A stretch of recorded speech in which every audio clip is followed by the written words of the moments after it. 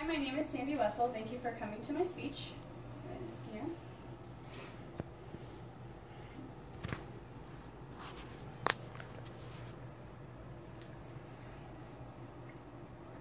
Diabetes. We've all heard the word, but did you know that 29.1 million Americans, children and adults, suffer from diabetes? And of that number, 1.25 million suffer from type 1 diabetes. As I said, you all have probably heard the word, but very few people understand what diabetes is, and even fewer understand that there are different types and how they affect the body. Today I want to discuss what a type 1 diabetic is, and how it's different from a type 2, and touch a little bit on type 3. 11 years ago, when I began to know my now husband, I learned that he was a type 1 diabetic. I have 2 grandfathers that are type 2 diabetic and 1 aunt that's a type 2 diabetic. None of them were in good health. In fact, 2 of them died from diabetes-related issues.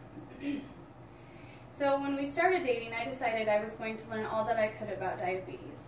I made sure to attend all of his doctor's appointments and clinics, which included a nurse that was a specialist in diabetes, a social worker, and a nutritionist.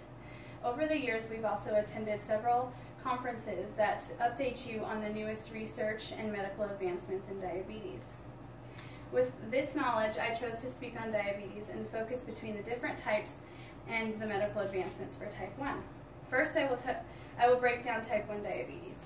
Next, I will explain the differences between type 1 and touch on type 2 and 3. I will teach you about some of the medical advancements for type 1. So let me get started. Diabetes is when the pancreas fails. There's no known reason for the pancreas failing other than the islets are dying. They don't know why the islets start to die though, and there is no known cause. A pancreas is what regulates your blood sugar, which is the sugar found in your bloodstream. When you're a type 1 diabetic, you have absolutely no working pancreas. So you have to use insulin. And there's 2 types of insulin. There's a short-term synthetic, which is taken right after you have a meal, or before you have a meal. And there's a long-term that keeps your blood sugar steady, and that's once every 24 hours you take that dose. The complications from type 1 diabetes are the 7th leading cause of death in the United States.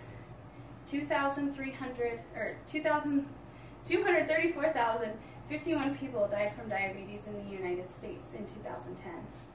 The lethal complications are cardiovascular disease, heart attack, stroke, hyper and hypoglycemia, hypertension, which is high blood pressure. The debilitating complications are not always deadly, but that includes high cholesterol, blindness, and other eye problems, kidney disease, again, hypo and hyperglycemia, hypertension, and sometimes amputation, according to the American Diabetes Association. Type 1 diabetes has no pinpointed cause and no known cure. We only have coping tools to keep it under control and lengthen the lifespan. Type 1s are insulin dependent in their body to keep their bodies functioning from death. Although medical advancements have come a long way, we still see many complications and even death, even if there is good care. Type 2s see many of the same complications, but the medical world understands that type 2 diabetes is curable. Type 2 is the most common type of diabetes, and it's the stereotypical diabetes that you probably think about when you hear it. When you're a type 2 diabetic, the pancreas is caused to overfunction, so it cannot keep up with all the intake from the sugary food, so it stops producing the amount of insulin it needs to cover. Over time, the glucose builds up, and instead of getting into the cells for energy, it's starving the cells for energy. And over time, that affects the eyes, kidneys, nerves, heart. Type 2s exist because of a lifestyle, overeating, and lack of exercise, but some are more prone to it than others. For example, African Americans, Latinos, Native Americans, Asian Americans, and Pacific Islanders, as well as the aged population.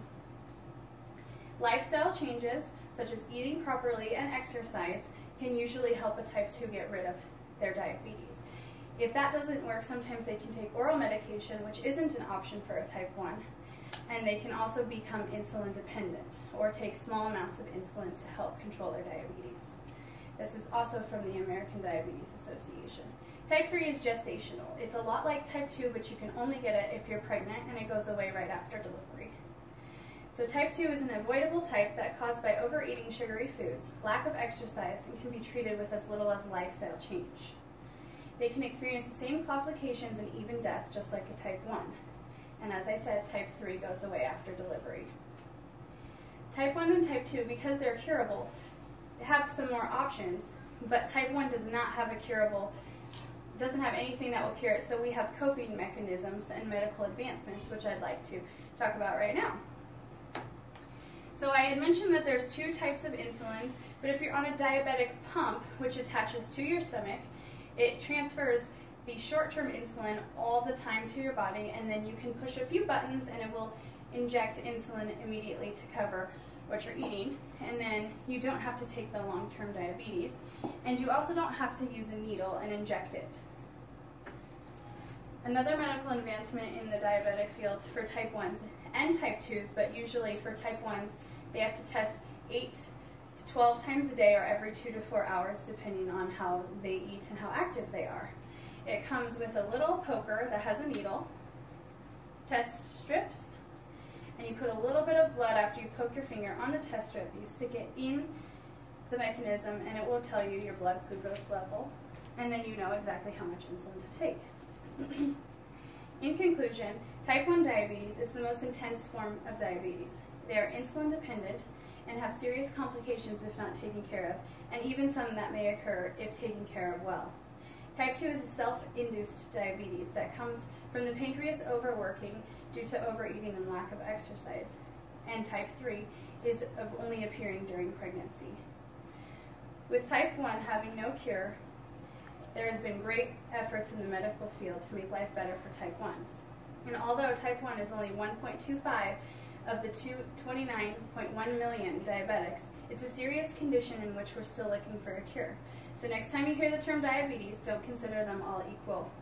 Now, having the information on diabetes, maybe you won't hesitate to donate some money, do a walk, run, or fundraiser to cure, and maybe inform your friends and family and help save lives.